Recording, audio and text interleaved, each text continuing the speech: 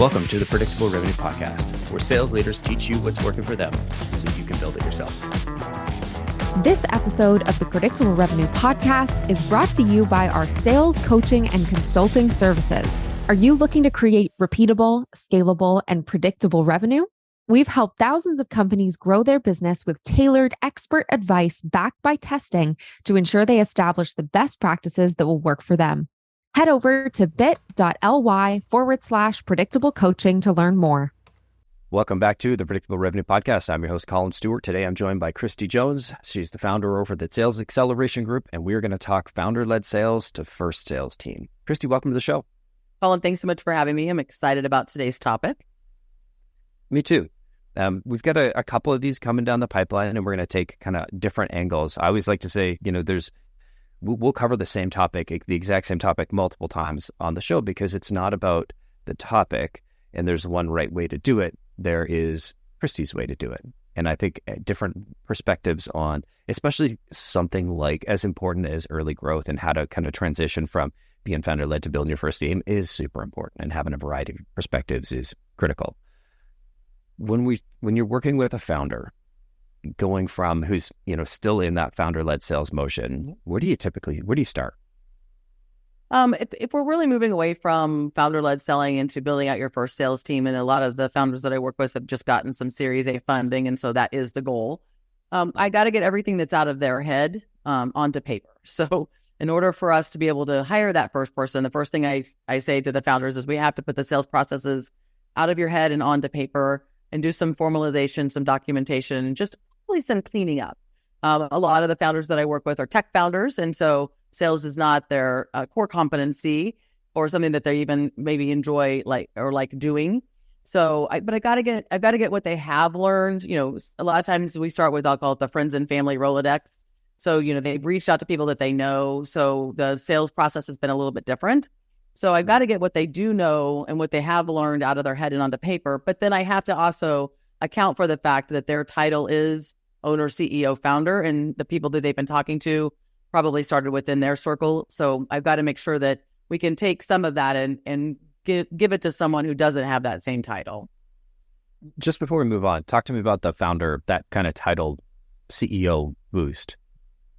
Yeah, I mean, anytime that you're reaching out, founder to founder, founder to, C-level, those type of relationships. Again, a lot of times VCs make introductions for you, right? That's one of the benefits of getting money is you hope that their Rolodex is bigger than your Rolodex. And so those kind of introductions, that title, that does make a difference. And so, you and I had talked previously about the fact of setting expectations. So when I'm starting to build out the processes and formalizing and documenting those and going to be helping them hire their first few sales professionals, I have to make sure that they truly understand that the results that you got and the way that you got them is probably going to be different than the results that we're going to get from someone who didn't start the company, didn't build out the product, doesn't have the relationship with, managing partners at venture capital companies. So, I have to kind of take what they've done, but put it into a fashion that someone who has experience, hopefully, but may not have, had that inner circle contact can take what they've learned and then implement that to build out that top of the funnel. 100%. I hear from first-time founders or founders running revenue all the time. They're like, oh, a salesperson should be able to do so much better than me. And I'm like, well, that's right. I mean, I think the key to sales in general is just a deep understanding of the customer and being able to empathize with the problem and the situation they're in. And if you're the founder that found a product market fit, you are the expert in that pain, in that customer, and the jobs to be done. And you're getting the founder CEO title boost. And so I always you got to temper it with you might be, you're also the number one sales rep at your company, all time.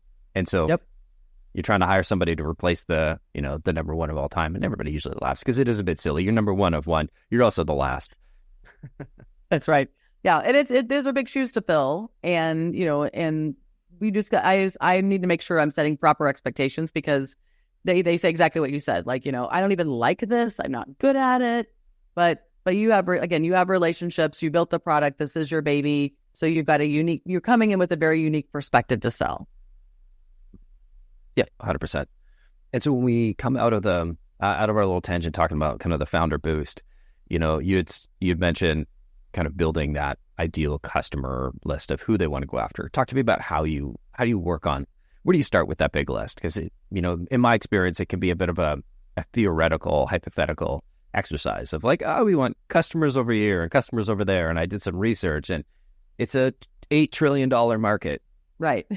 Yeah. Again, thank you, VC pitch deck, because all they want to talk about is your TAM. But the fact of the matter is we're never going to sell to those people. So you have to really get narrow. And I always say, like, what do you really want to own? And sometimes I just say, let's just own our backyard, right? Let's own our city. Let's own our region. Let's start where we, again, might have name recognition, some contacts, those type of things, but got to really narrow it down. And I really got to get them out of that TAM, SAM, SUM mindset. Because, really like what if we just found, 300 companies initially that could benefit from our product? Because, they've been so used to pitching to get the money that they finally got, praise God. But they're used to saying like, it's this big and like, I can sell to all these people. And, and I come in and they're like, but I can sell to everybody. And I'm like, I know, but we have one human, one human, and we're going to add one more human. And so now we have 1.5 humans. And so we can't do that. And, if you even took 300 companies, but you were, if you had 3 personas within each company or 3 contacts within each company that you wanted to reach out to, well, that's 900 people now we want to touch, and that's a nice place to start. Like, 900 to 1,000 is a nice place to start. And, the other thing is when you get concentrated, whether that be, so I'm all about segmentation. So whether that be the size of the company we're going to sell to, the industry we're going to sell to, the part of the country we're going to sell to, narrowing it down to the making sure we understand the personas, all of that comes into play. But I want to do segmentation, and then I want to stick with it. So, I stole the concept from the development team. So I want to do sprints. I want to identify maybe 2 or 3 of that, like maybe 350, right? Of each of those 1,000, 350 this, 350 that, 350 these people. And I just want to stick with it. Like, let's do 30 or 45 days of just that. Let's get concentrated. Let's make sure we know exactly what the objections are going to be, what benefits seem to light people's eyes up, what we're saying from a messaging standpoint. But I don't think like when, even when I was running SDR teams, one of the things that, I figured this sprint concept out after it took a little bit of time, but I mean, like all day long, this list would just come up in front of them. And it was, let's just say it was even, SMB companies, with fewer than 500 employees or whatnot, but it was across all these industries. Well, what people call it in healthcare, they don't call them customers, they call them patients.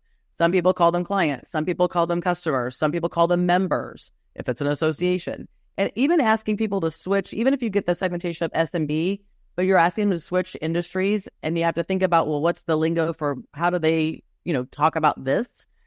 It's really hard. It's really hard to switch that. So, I want to get that down to something where every single day for X number of days, we're going to do just this. And so we're going to know how they talk about it, what they use, what do they call their customers. And I think it just makes it that much easier to figure out more quickly, yes or no. Like, yes, we're going down the right path. No, we're not. But I see, I know you feel this. We see a lot of squirrel in our world. There's a lot of 4-legged rodents running around. Yeah. One of the hardest things working with a founder who has air quotes product market fit, and one of my to preface this, one of my beliefs is that product market fit's not binary. It exists on a spectrum from like kind of weak, you've sold a few things, to like extreme product market fit. Think like Uber launching Uber Eats to restaurants. Like every restaurant was like, yeah, I need that. Oh, huge brand. Oh, you're going to bring me customers and save me money. Like that's the best product market fit that possibly could have existed at that point in time. And so it kind of exists on a spectrum. And when you're talking with a founder and they have 30 customers and you're like, cool, we got revenue, we got customers. Tell me about them. Who do you sell to? Everybody. And you're like, how am I going to replicate this? Because they got 30 customers in 30 different industries and 30 different contexts. And if you zoom forward and say, okay, well, let's think about what this is going to be in 10 years, right? Let's imagine you get a big sales force. Are you going to have 100 salespeople that are all selling to this one big market, or is it going to be broken out into segments? Is it going to be specialized teams, mid-market, enterprise, SMB? Are you going to have, verticalized? Is it going to be based on the sort of use case, the different products, right? That's how a professional sales team would start. And yes, there's some wide openness to that you can kind of get away with when you're the founder, when you're early and everything's greenfield. But if you're bringing in somebody like yourself and you're trying to bring a little more predictability and a little bit more certainty to your go-to-market, then you've got to really break it down to these niches. Yeah, I mean, and I use this term over and over, and I've already used it today, but I just say to them, yep, but you've got 2 humans. Like, we don't have 200 humans. We have 2 humans. And they only have, and again, a lot of the times I'm hiring those first sales professionals, it's full cycle selling, right? There may or may not be an SDR. There's probably not going to be a marketing team. And so you're going to ask them to prospect and close, and there's only so much time in the day, and there's only so much bandwidth in their brain. And so I call it, I'm a truth teller, Collin. So I am, my son calls me a dream killer. I prefer truth teller and realist, but he says I'm a dream killer. I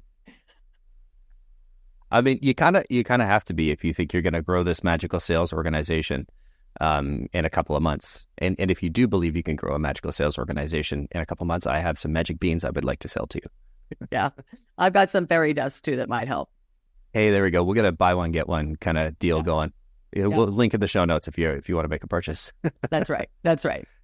It's interesting that you mentioned the future sales team. It's sort of like when you're the founder and you're running sales, you're sitting on top of this massive organization chart that's either empty or underwater or buried under the earth. And it's just you. And the job is to get it one level up above sea level, get one next level up out of the water. And I love how you're starting with, the strategy, so to speak, of who do we go after first? Because you could go, I don't think you can really outsource your first $1 million in sales. You can't really, you can outsource help. Sales development is kind of borderline depending on where you're at. I've seen it work. I've seen it not work. It totally depends on your ability to communicate. These are the customers I want, and this is why they're going to want what we have. Yeah. It's hard. I'm working with an organization out of Indianapolis right now, an accelerator called GrowthX, and I'm coaching 3 companies. And to get them to get down to, I finally got one of the companies to get down to, we will prospect in Columbus and Chicago. And we're going to do it with this size company. They're in the ed tech space. So public schools are their thing. So that was easy. But yeah, in order to get that, finally I kept saying, that's still too many. That's still too many. How many lives in that universe? That's still too many. 15,000. That's still too many. And finally, I said, great. Why did we pick those 2 cities? They're like, each of us lives in one of those 2 cities. I was like, amazing. Great. That's perfect. That's own your backyard. Let's do it. Well, and especially in ed tech or municipalities or cities or any government, the home team advantage is huge. That's right. I didn't think it would be such a big thing, but having had a number of clients selling to cities, municipalities, health systems, I don't know how true it is, across the board. It seems less in the straight B2B use case, but I found home field advantage that, especially in cities, municipalities, if you have a case study from out of state, they're like, those bozos in Ohio, that's not what they're doing. Right. Yeah, that's not what we're we're in Illinois. How could you even compare the two? Right. Yeah. I call it the special snowflake effect. Everybody wants to be a special snowflake, and we need to treat them as such. Mm-hmm. How do you go from, you've talked a number of times about only having one person and kind of really narrowing it down. Can you talk to me about, your process for cutting up that big list? And give me more than just I'm a dream killer and, a realist. Yeah, I mean, what kind of resources are we going to have, right? At a minimum, I like to ask the founders, please, let's at least hire a freelancer to get some content going, right? We may not have a full marketing team. We may not have a fractional marketing person. We may not have digital. We might not have content, but we need something. We need to prove that we're more than just the 3 or 4 pages on our website or however big that website is. And so, if you do have, you mentioned, if you do have even 5 customers or 15 customers, you probably have a testimonial in there. You probably got some case studies. And more importantly, I think even than case studies are use cases, right? So people want to know when you're new like that, the founder normally built it for a purpose, but there may be other use cases. And like you said, initially if the founder is selling, then it's it's buckshot, right? I mean, like it goes everywhere. Like if you looked at two customers, no two customers are going to look the same, but which means they're also probably not using the products the same. They may have, there may be different use cases in there. And so I think one of those things is I'm trying to pull that out of the founder's head and onto paper, because sure, case studies are great, but I find that people want use cases as much as they want case studies. They want to know, like, so how did you use that, and how did you incorporate that, and how did you implement that into what you're currently doing? And so I think getting that kind of documentation, backup support. Again, I will say this out loud because I don't care, but like, I don't care about your pitch deck. I don't care. I don't even want you to use a pitch deck, in fairness. Like, I don't even want you to use a pitch deck. So like, 100%. I don't care about those pretty one-sheeter kind of things. I care about, like, if we need to send something to somebody that says we've done this before, like, that's the documentation I need a freelancer to help put together for us while we're waiting for marketing to, the cavalry to show up, or an SDR to show up, or, a channel partner to show up. So, again, you have to have a minimum something. It's like, you have to be, because in a lot of times we're educators too, right? It depends on what kind of, where we're going in, what we're doing. And so if we're looking to do something a different way, we have to be educational about that. So, that would kind of go back to the challenger sale concept, if you will, a little bit about, education is part of our job too. So I like educational documentation that perhaps a freelancer can help put together for us to support that. I love that. Yeah, that this is how you get value out of our product, especially if it's one of those complicated, multiple different use cases, multiple different ways. I do remember the boost that we got when we added case studies to our website and to our sales process was like night and day. I remember thinking, like, why didn't we do this sooner, earlier? And like, we were pretty early when we did it, but like, I should have known better. Mm-hmm. Yeah, I mean, people want that little proof, potentially because I was one of the very early employees at Gainsight, and I built their first SDR team from 0 to 13, and they had us in this little, before we moved to the beautiful building that they're in now, but we were this little cracker box for real.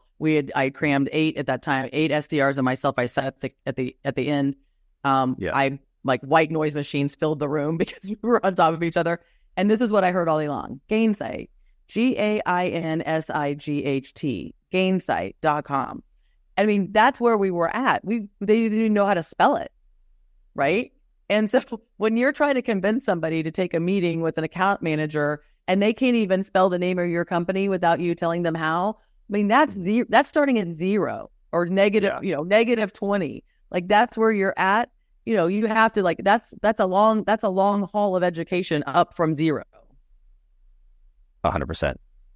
Yeah. Was Gainsight, was that the first company of Nick's that you worked for, or were you back at this Symantec? Symantec? Yeah, Symantec. No, actually, because Jim Eberlin actually started Gainsight. He's a serial entrepreneur here from St. Louis. He also started at Host Analytics. He's now, his last organization he started as part of Exactly. So I did work for Nick, but Jim, the original founder, is the one who had reached out to me initially and introduced me to Nick in order to do that. But those, like, I hadn't, like, that's when you really know that's when you're really working for a startup, right? You're like, the first thing you have to do is people go, I'm sorry, what company are you with again? And you have to spell that. That's all we heard all day long. That's all we just thought was hilarious. It was all we heard all day long was people spelling Nick Gainsight. That's so funny. I'm curious, like, one of the challenges that when I think about like early sales and, founders, we want to start from like building when we're going for founder-led sales, we're kind of moving out from like the founder's network to other customer acquisition channels. When you're looking at Tam Sam Som and your pitch deck, you're like, shit, I got a lot of ground to cover. I may as well go and try and find the biggest, logo in this TAM. How do you balance going for, the grand slam versus the homer versus the bunt? Just get on base. Yeah. And again, same thing with the 3 companies I'm currently coaching with GrowthX. Everybody wants to swing for the fences and get the grand slam. And I was like, hey, listen, like, I'm not against the grand slam, but I'm about singles and doubles, right? Because of lots of reasons. But singles and doubles, small, shorter sales cycle, smaller average sale, which is not the worst thing right now. Easier to get to the top. Going to give us more data more quickly, right? Because I'm kind of the data chick. So the more singles and doubles we hit, the more data we're collecting in a shorter period of time to help us make data-driven business decisions. Because like you said, the world is our oyster because our TAM is, $1 trillion. And so we could go anywhere. So, I say to them, listen, I don't care. I think a certain percentage of your time should be, swinging hard for the fences. But maybe that's 15 or 20% maximum.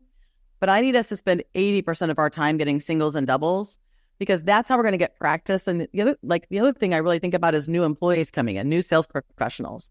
And if we're in enterprise sales and you're not going to see your first commission check for 12 to 14 months, and keeping that ball rolling, as I call it, throughout a life cycle or sales cycle like that is really hard.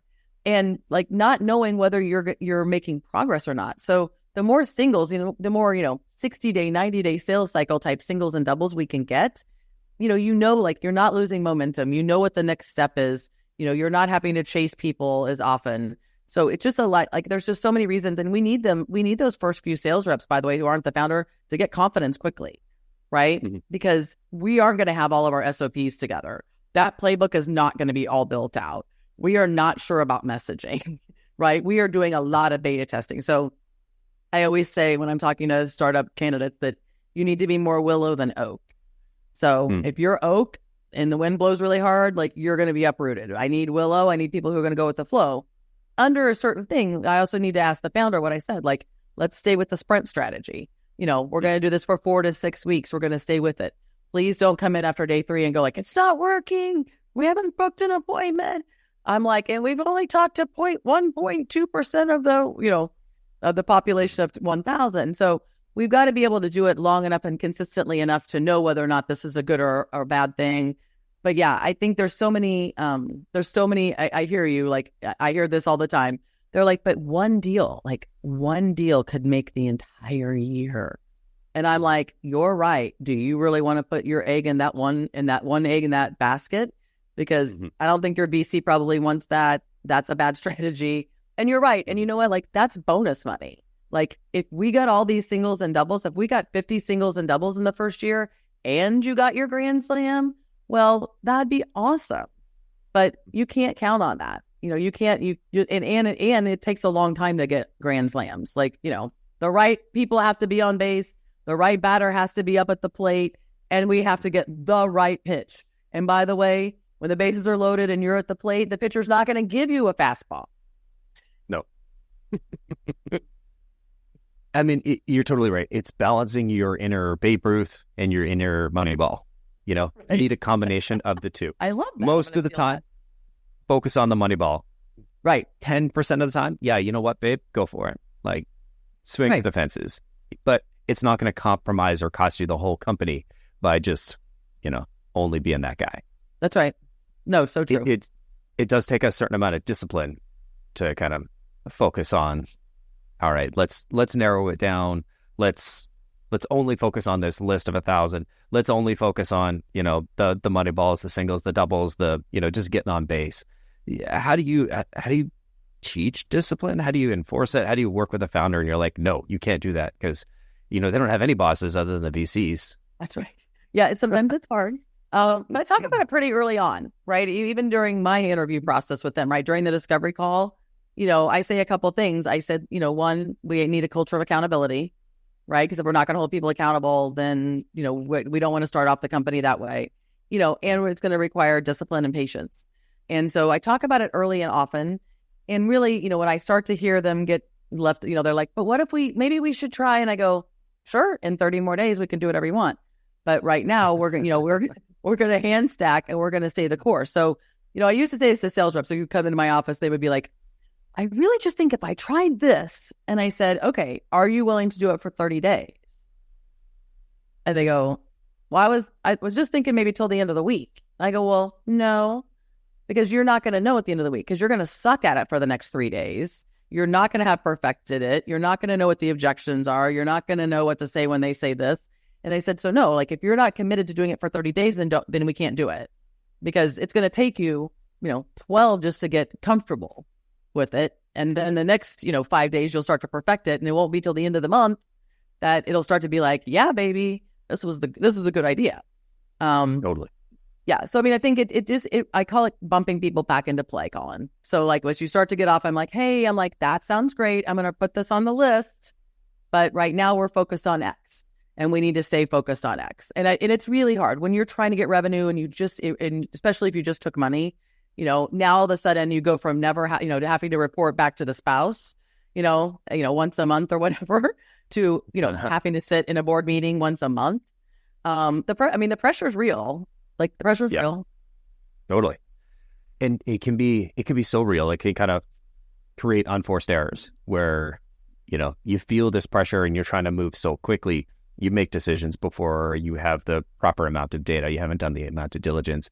And it can take some time and patience to let a new rep scale up. I remember talking to one founder who he hired an AE and then after a month let him go. And I was like, well, what happened? He's like, oh, well, he didn't close anything. I'm like, this is 1 month. yeah, but he didn't close anything. I was like, well, how much did you close? And what did you give him? And there's all these variables that go into it. And you can't wrap an AE in 30 days. I mean, you could probably get something out of them. You do a whole lot better if you had a professional sales training organization behiand you. If you had enablement and onboarding and HR and marketing and sales development support and, a mentor, you got these 6 things, then sure, I would expect a couple of deals pretty quickly. But if you're a founder and you got nothing and, if you go back to that org chart, you're the VP of sales and the director of sales and the head of sales enablement and the head of onboarding and the head of HR and the CTO. Yeah. Then what support did this guy get? Oh, I gave him an hour a week of my time. It's like, that's not enough to ramp an AE. Yeah. One of the things during discovery with a founder, because this really is the life I live on a day-to-day basis. One of the questions I have to ask them is, are you ready to give up the baby for adoption? Because that's what, it's a story you just sort of told, but I mean, we are, I'm not in the business of setting up people to fail. Right. So, I mean, if I think you're going to continue to meddle and keep your hand in the cookie jar, again, supporting is different than meddling. Providing support, good, meddling, bad. And they're not going to do it the way you did it. They're just not, because again, they don't have your title. They don't have your Rolodex. They don't have your funding. They didn't build the product from scratch. So they're going to be in a different position than you are. So, again, if I don't bring it up first, if they beat me to the punch, here's the question. When does this not work? I said, when you're not ready to step aside, right? When you're not ready to give the baby up for adoption, and or be prepared that maybe your baby, maybe the biggest pink bow on the planet isn't big enough to cover up some of the ugly that the baby has. I mean, I'm a truth talker, Collin. Remember, truth talking. We're truth talking. Again, that feels more like dream killing. Myself would be like, nope, that's dream killing again. But I mean, if you're going out to your Rolodex, they may not tell you that the product is not, where it needs to be, that, your competitors have functionality that you don't have. And you know what? And that's what roadmap's for, right? We just price it appropriately, right? Based on where we are with the product. And it's fine. I've sold a lot of half-baked things. Lots of people have sold a lot of half-baked things, right? So, as long as the oven could, as long as we don't turn the oven off, if we're continuing to keep it warm and keep the oven, keep things going to where they're going to be fully cooked at some point. But, I think that's the number one question I have founders have to ask themselves. I do a lot of speaking around hiring your first sales professional. And the first thing I say is look yourself in the mirror real hard. If you think you're the only one that can do this, if you aren't ready to give up the baby for adoption, if you're going to be meddling instead of helping and supporting, then you're not ready. You're going to be a founder-led seller for a while. Totally. And maybe they should in certain circumstances. I'm a big believer of the first $1 million in revenue is an exercise of the product function. It is the completion of the customer development process. And a lot of people say, oh, well, no, this is a sales thing. You're closing. It's but you're doing air quotes customer development. I had to air quote it because podcast, some people will see it, but customer development is you're not talking to customers initially. They're not customers until they give you money. And that to me is the final step. This is coming at it from a salesperson turned founder who had to go through the whole customer development process. And founders, if you've gone through customer development, it is almost exactly the same as selling. You just kind of change a couple of things partway through the process. I wanted to talk a little bit about half-baked product. You mentioned half-baked products and the sort of the timing there. My buddy Kareem used to say, and I think this is a quote from somewhere else, but it would say that the purpose of building software is to do something new, to give somebody an ability they couldn't have before. And ideally, that problem is really, really painful. And the example he would always talk to me about is, imagine their hair is on fire and fire extinguishers don't exist. And you've invented the brick. It'll probably put out the fire, but it's going to be painful, right? But they've never been able to put out this fire, so they're going to use your shitty brick. Yeah. How do you balance the sort of half-baked product with like getting the full-baked product, or retaining those feedback loops for the customer and kind of building that into the sales process? Yeah, I mean, to some extent, I teach proactive objection handling, right? So if you know that your number one competitor has a dashboard or a report or a whatever, feature that you don't have, then let's talk about that. And in some cases, you have to admit that may not be a fit for your prospect. If they, if their number one thing is that report, dashboard, or feature that you don't have, then, we must part ways as friends, and we hope to keep in contact when we get that built out and we can show them that. But that's what discovery is all about, is making sure, when you hear, I really need X, and that goes back to that discipline, right? So when we're talking about, like, when I start to talk about ICP and discovery questions with founders and with teams, the first thing I say is, okay, so what's the disqualifiers? Because there have to be disqualifiers. Like, there has to be a floor. There's probably a ceiling. There has to be something that you hear where you're like, yeah, we're probably not ready for you yet. Right? We're just not ready for you yet. And I think identifying that and then being honest about it. I tell this story because the Kristieism for this is do the right things and the right things will happen. And while I was at Gainsight, unbeknownst to me until a few months in, when I pull all of my employees off the floor for the sales meeting and someone actually calls in, which was the rarity, it lands in my voicemail. So when no one else answers, it goes to my voicemail. And I listened to the voicemail when I got back from sales meeting, realizing that it was actually even a local prospect that had called in. And I was trying to decide who to give it to.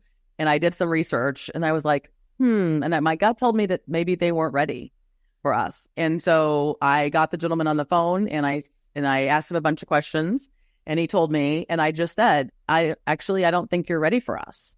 And he said, really, why is that? And I said, well, we're kind of the 800-pound gorilla in the market. And I said, there are smaller customer success management platforms out there based on the number of customer success managers you have, based on the number of customers you have, based on what you're trying to accomplish. Like, you can get what you're trying to accomplish right now, which is probably what you need to accomplish, done a lot cheaper with a lot, less implementation headaches, those type of things. And he said, okay. And I gave him names of our competitors that were smaller that I thought would be a good fit for him. And then within months, I had left the Gainsight, and he reached out to me on LinkedIn about 8 months later. And I did not remember him from Adam, but he wanted to meet. Didn't remember his name, didn't remember the company, didn't remember anything. And so when I got on the phone with him, I was embarrassed. I said, Dave, I apologize. I don't remember you, but you obviously know me and have been following my journey. And he said, you refused to sell me Gainsight. And I was like, oh, you're the guy. It's only one, right? You're the guy. And I go, wow. I can't believe that, like, you kept following me. And he goes, no one's ever refused to sell me anything before. He goes, you make quite an impression. And so, he actually became my largest client that year as a consultant. And so, I truly believe in doing the right things and the right things will happen. And again, like, if you know that you're missing a piece, like, don't wait for the prospect to ask you, but where's that report? Where's that dashboard? Where's that feature? Like, you already know that question's coming. That puts you on the defensive to some extent. So, when we know that we're half baked, we're missing some things, I teach proactive objection handling. Like, hey, you're probably, wondering about, or you're probably thinking about, or you've probably seen with so-and-so, this, like, this is where we're at. Right. And but as an example, we probably shouldn't be the most expensive guy on the market. Right. Because we're half baked. So I believe in doing the right things, and I believe in proactive objection handling. I love that. I mean, it's about finding a fit. We design our discovery process to understand what is the shape of the problem that you have, and then understand, okay, is this going to be a good fit for the way that we solve that problem? And that goes back to discipline, right? I mean, you have to have disqualifiers. You have to have people who do not fit what you're selling. And that goes back to having the discipline to say, hey, listen, not us, not right now, for this reason. Yeah, otherwise, you would have sold churn, right? You would have got the guy's implementation fee. You would have got maybe a year up front. And then 3 months in, they still wouldn't have been using it. They'd be unhappy with you. They'd be unhappy with Gainsight. Now they've got now Gainsight has an unhappy customer that's given them, thousands of dollars and is never going to in our backyard, no less. And it's going to be a detractor, not a, oh yeah, Gainsight's great. It's going to be one of those negative brand impressions for a pretty good long time. Yep. No, it's not. It's never worth it. I don't think it's ever worth it. I'd say it's almost more important to say no to the right customers than it is to say yes to the right ones. That's correct. I agree. Yeah. One of the things we've kind of talked about a little bit is, when you're going from the founder running things to, bringing in somebody else, there's this process of eventually the inbound, the referrals, the word of mouth, not dries up, but isn't going to take you to that next step. And so you've got to go and find, okay, let's find another channel. How do you, when you're looking at those channels, how do you know it's working? How do you know it's not working, right? Like, how do you know when you should scale it up or shut it down? Especially when the founder is sitting down with you and they're like, hey, I'm a month in, we haven't closed nothing.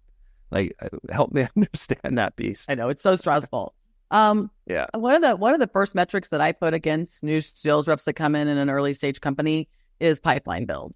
So we set those goals. So, if the founder could sell it in 60 days, then we're going to probably need 90 to 120, right? So I got to set the proper expectations.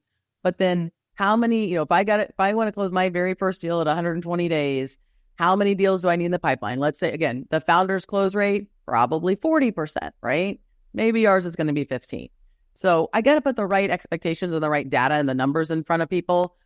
But for me, I'm a little less, depending on who I've hired, to be fair. Like if I've hired an experienced sales rep, I'm a little less concerned about how many calls and emails you're sending and more about how many people are saying yes to taking a meeting and doing a discovery call. So I set milestones with how many deals in the pipeline at 30 days, at 60 days, at 90 days, at 120, and then what's water level, right? If the goal for the year is 750 or it's $1 million in net new revenue, we think we may be able to get it to an 18% close rate with an average sale of this. How many deals are we have to run through the pipeline in a 12-month period of time in order for that to realistically happen? Which is why the majority of people who are selling SaaS are not hitting quota, because it's anemic pipelines, right? It's all around anemic pipelines. Like if we had everything, sure, we can work on the skill set of closing and all of those other things, but if we can't get the right number in there, we're setting you up to fail. You're setting yourself up to fail by not getting that right number in there. So I really focus in on that. And then maybe some different channels. The other thing occasionally I hear, and this won't be unfamiliar to you either, is maybe I should just go out and get some channel partners. I interviewed a VP of sales. I know you love that one. Don't you love that one? You love that one. I'd rather be at the dentist. Like maybe, yeah. Like, I go, okay, but I interviewed a VP of sales candidate earlier today, and he had taken a company in a very short period of time from 3 million to 24 million. And which got my attention because we were looking for somebody to take it from 5 to 15. So I was like, okay, great. So as I started to dig in, I said, tell me what was the accelerant there? Like what kind of gasoline did you throw on the fire to go from, 3 to 24 in 3 years or less? And he said, well, we, this, that. And then he said, and we had a really strong channel partner. And I was like, oh, okay. So how much of that 24 million came from channel? And that's great. But that's that grand slam again, Collin, right? That we lucked into a situation with a great channel partner who, got us, was a, distant cousin, was a whatever. And so, when I'm looking for people, who can build, when I get to the point where the team is big enough to need a sales leader, and I'm looking, helping my clients hire that VP or that CRO, I'm asking those kind of questions because, and in some cases it's market conditions. In some cases, it is a big competitor went out of business or something bad, from a reputation brand standpoint happened to a competitor. Like there's a lot of reasons you can go from 3 to 24 in a short period of time. They don't all have to do with doing the work, right? Doing the work, working hard, getting gritty, being sustained. So I want to do those little things. And again, if we can't add 5 new deals to the pipeline in the first month, then what are we doing? Then maybe I do go back and look at what's the message we're sending out, how many, touches are we making, how many LinkedIn connections are we having, how many, how much Rolodex are we using of our, ourselves. I'm always surprised when I walk into companies and talk to sales teams who are VC backed. I say to them, so everybody's connected with each of the general partners at the VC, right? Very quiet in the room. And I'm like, guys, seriously? Like, these guys are golfing with your prospects, It's like learn golf, man. Saw that they're connected to this guy who's sitting on your board or is your advisor or is part of the company that funded you. Like, it's in their best interest to make an introduction. And guess what? They'll take that call. Like, you just got to be clever about how you're leveraging things. And it's not that hard. Literally, I remember walking into a company and I'm like, so everybody's connected, right? And they were like, oh. And then somebody was brave enough to say, so where do I get a list of those general partners? And I was like, we'll get you a list.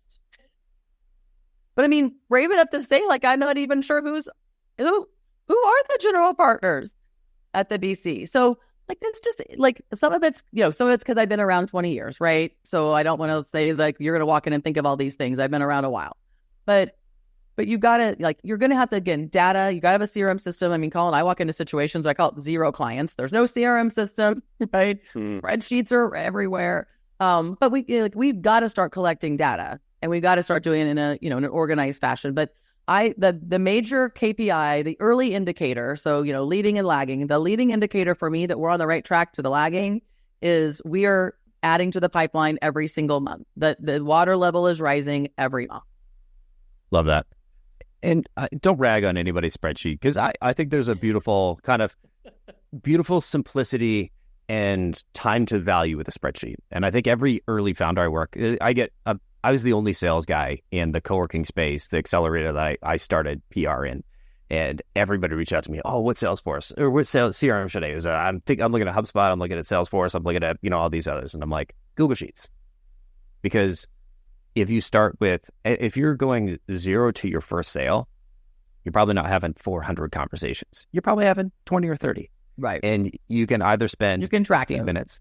Yeah. You can spend 15 minutes setting up a spreadsheet, which is going to look almost exactly like, Salesforce's opportunity view. It's going to be lacking some critical features for sure. But 1, it's free. 2, it's fast.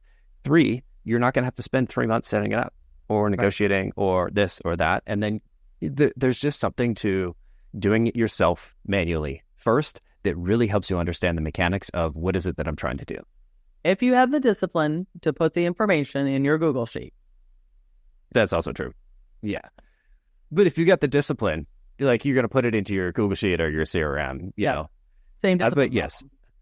Because to me, if I talk to a founder and they're like, we've got this beautiful CRM and we've got HubSpot and we've got this tool and that tool and that tool, I was like, you spent a lot of time and money and cycles.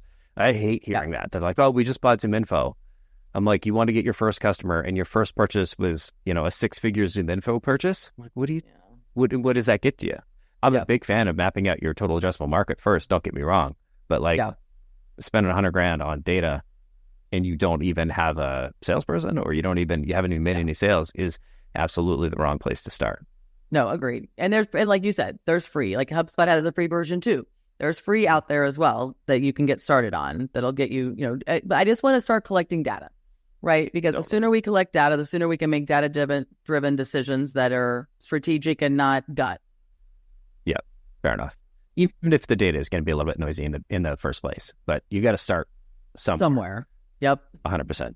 What are some other things that you see founders screwing up in their, in this process of going from, founder-led to building their first team? Or we've covered a few of them. So let's review. So we've covered the not ready to give up the baby part.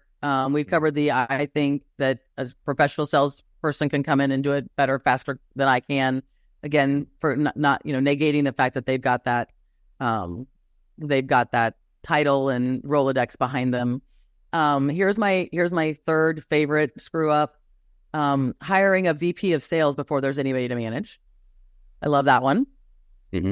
That's an oldie but a goodie. The player coach, like I just need. I'm like, you're hiring a VP of sales. I'm like, are you a plan? Who are they going to be managing? No. And a good, true VP of sales who's done that, 0 to 15 or whatever that number is, isn't going to want to sell. Like, they'll do it because they need to learn so that they can hire, onboard, and be, say that I've done this. But like that player coach thing but VP of sales along number 4 with player coach. Can't stand that either. Again, a good VP of sales or a good sales leader is going to come in and take some deals, right? Is going to work some deals just so they understand. But they shouldn't have a quota. That thing's impossible to compensate because at the last 3 days of the month, they're going to lean into whichever side of that coin gets them the most money. So if closing their big deal, their triple is going to get them more money than helping 3 sales reps close their singles, then they're going to lean into their triple. So I think that's in fairness, like we're talking about mistakes that founders make, but founders make that mistake because VCs say this. VCs say we need a VP, you need to hire let's go get a VP of sales or let's go get a player coach. Like that's coming from venture capital. Venture capital is whispering that in people's ears. And that's just wrong thinking. Like, first off, like you said, like we have limited, yes, we got money perhaps, but those are big ticket items. Like that's a lot. That's 3 Zoom infos or 4 Zoom infos, right? Like that's a lot. Yeah. Those are big ticket items, right? We don't need to be spending that kind of money yet. We just don't. In fact, you're driving a go-kart around the track and you just went out and bought a Formula One engine. You're like, It's going to break the rest. We're not even able to fit this into the cart. So now you need to build this whole other thing. There's all these other implications of you got this huge engine. And if you as a founder don't believe that sales leadership is your, cup of tea and you're going to screw it up because you don't really know what you're doing, fractional sales leadership is a great place for fractional sales leadership to come in for a few months until the team gets big enough to justify a full-time leader. But that, that one makes me crazy. I wrote a blog post on it a few years ago called "If Player Coach is such a great idea, how come the NFL isn't doing it?" Yes, the only professional team it ever worked for was the team that Slapshot, the movie, was based on. Right. Right. And those guys were bottom tier, like bottom of the bottom of the bottom. Yeah. I think the other thing would be the relationship with the VC. I think a couple of things. One, I encourage founders when they're looking for that type of money, like not just to look for a VC that's going to give you the money that you want. You really do need, like, who is on their team, right? Who are those general partners? Who are those managing directors? What is their background? If you're not going to have marketing for a while, well, then maybe one of those people needs to sit on the board. Maybe the guy who came from a marketing background needs to sit on the board. So, like, what kind of mentorship are you going to get? What kind of Rolodex, and doors can they open for you? Are they going to be there to hold your hand? I have a friend, a managing partner at the largest VC here in Missouri. And during the pandemic, and he sat on, I think, 12 boards. And, he handheld people through risks, right? And you're going to want, he's an amazing person. And so whether he sat on the board and was mentoring or whatever he was doing, he would have done that. But you want people who are going to be there in the thick of things, good and bad, and that are going to give you a voice. I talked earlier about this nasty statistic. Globally, sales professionals are only hitting 60% of their quota. Well, a lot of that in my world is VC driven. And so, are you a part of the team in setting those quotas and setting those goals and setting those revenue targets? Like, do you have a voice? Are you just being told what to do? So I think the pick your partners well, I guess, is the message there. 100%. And I want to get to picking partners well in a minute. I just want to cherry pick the stat on everybody's off of sales quota. You could say salespeople are, only 60% of salespeople are on quota, or you could say, most sales managers or sales leaders are terrible at forecasting. That's right. No, there's a lot of reasons for that. Like I said, in my world, I truly believe that the majority of the reason for that is unrealistic sales targets set by VCs or pressure from VCs to do so. So, I'm the first to say, like, I know what a lot of the problem is in my world, but it's also a lack of accountability, right? There's a lot of reason for that. Again, same thing, like, organization holding the sales leader accountable, sales leader holding the sales professionals accountable. There are lots of reasons, but a major reason in my world is, return on investment and how quickly can I get that? And, and so let's set these numbers because this other portfolio company did it last year. So they grew by 78%. You should be able to grow by 78%. which is it's so wrong. I mean, it's comparing comparables, but when you look at, I don't know, when I look at a customer, the secret formula to like how they're going to do is the strength of their product market fit, the size of the market, which is kind of like the size of the market, the size of the pain in the market, and how well their product solves that pain. And then the strength of their sales execution. And if like, not to bring it too geeky, but the strength of sales execution is like a psychological hygiene factor. I took some, anyway, it basically, if you put it together in a formula, it can only go 0 to 1, right? It cannot be a multiplier. You can't take a revenue team with terrible product market fit and get, more out of that product or that market. You can only get, don't fuck X. it up. Yeah, exactly. And the biggest variable is the product and the market. Yeah, anyway. So true. Yeah, there's lots of reasons. It's a disappointing statistic that keeps coming up and coming up and coming up. And there are 10%, there are top 10%ers out there. There are A players. There is top talent. There are 100%. people who are hitting quota. But I also think there's a lot of, we can go down, I don't want to go down a separate rabbit hole, but I'm on the soapbox currently that we are losing the art of sales in exchange for the science of sales. So if sales is art and science, I feel us leaning real heavily onto the science and not properly training, not providing sales soft skills training like we used to, and thinking that if we'll just follow the data and people will, we'll be able to sell through data. Again, I already admittedly said I was data chick, but I'm seeing people who don't have basic sales 101 skills, as I would call them, coming out of companies. I ask if you interview with me, here's a question you can expect to hear. Tell me about professional sales soft skills training that you've been provided by prior employers. And more. You're asking them to say no. More. Do you want me to answer or do you want me to lie to you? Yeah, no, I mean, they're saying no. They're saying no. And then my follow-up question to that is then, so what have you done for yourself? Because yes, I'm calling it sales leadership malpractice. And sales leaders are going to have to start taking out malpractice insurance because it is malpractice. If you are not providing soft skills sales training to your team, old and new, like experienced people and new people alike, then shame on you. Like, we should be able to sue you. Because you are impacting our careers. Like, you're going to keep us from making as much money as we could make in a lifetime by not doing that. At the same time, I told you my follow-up question. Great. So what have you done for yourself lately? Right? How many sales podcasts are out there? How many sales books are out there? How often is Modern Sales Pros putting out a webinar? Like 3 times a week now? I can't even keep up with what Peter's got going on. Right? So it's like, there are resources. I watch about a third of the things I sign up for, and I'm disciplined about not signing up for more than like 2 or 3 things a month.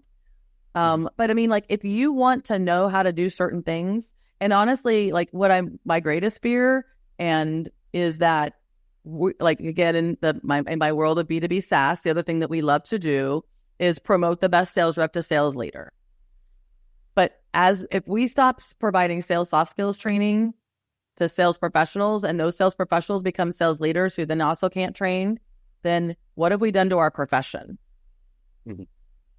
Sorry, totally agree. Little side tangent. I'm totally with you. I disagree and agree with you at the same time. I don't think sales is art or science. I think sales is a trade. And as tradesmen, we need to improve our ability to use our tools. And that's not learning how to use a particular brand of drill. It's learning how to drill, learning how to sand, learning how to saw, learning how to, whatever it is. I got a friend who's an electrician. He couldn't just pick up a set of like pliers and start ripping wire. He had to do his red seal, which is training. And there really is no red seal for sales. I mean, there's no apprenticeship, right? Yeah, exactly. So, maybe you could make the argument that's the kind of sales development career right now. You put the work in, but it only teaches you a fraction of the job. You need to learn the rest. And I 100% agree with you that there are many organizations committing sales malpractice. Yes, agreed. If somebody's listening and they're currently committing sales malpractice and they want to fix that, Kristie might be a great person to talk to. So talk to me about what it is that you do and how you help customers and founders.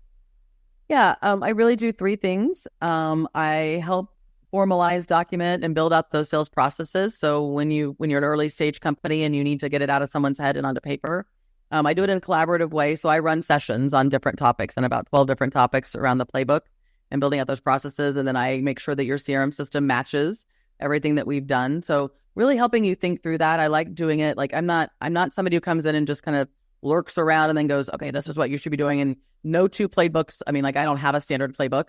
Everything I do is customized based on these sessions. So this is a collaborative thing, marketing, customer success, if you have it, sales, the founder needs to be present. This is the collective brain, right? This is the brain trust. This is the most important people. So I do that. And I love doing that because I call it on the job training. There's a lot of sales training that goes on as we're doing these hour-long sessions on these different topics and coming to consensus.